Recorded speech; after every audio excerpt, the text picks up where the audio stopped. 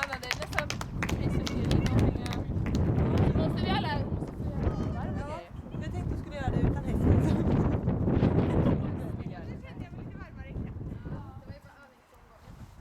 Vad säger du? Ja, precis. Tack för överseende. Och Belé också. Duktig. Ja, så duktig häst. Och vad fina knoppar. Ja, det är Hanna som är på festen. Det tog för lång tid att göra små samtidigt. Men det där var fint. När det lossnade. Det var fint förut. Och det var lite. Ja, precis. Ja, nej men det gick väl bra. Ja.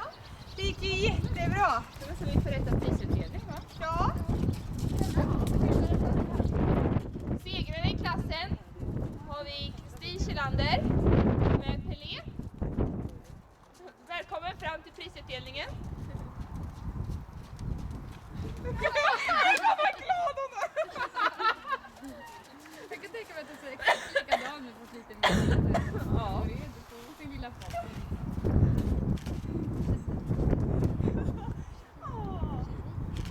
Gud vad kul det här var.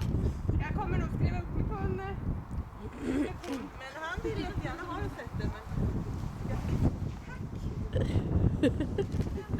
Får vi be om ett ärevarv?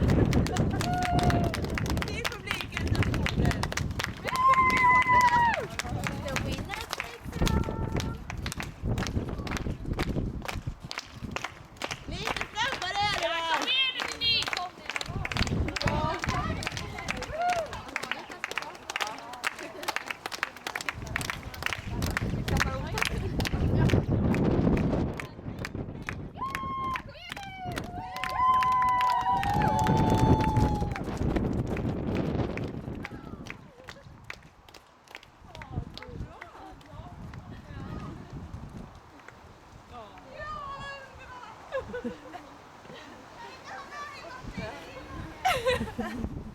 Det ska man ju på varje dag. Ja, nej tyvärr.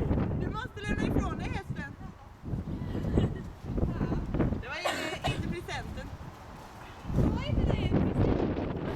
Jag trodde det var fri.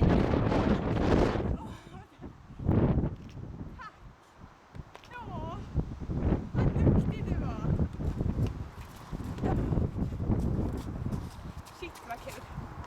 Ja, det såg roligt ut. Tyckte du verkligen det? Eller jag menar det ser ut som du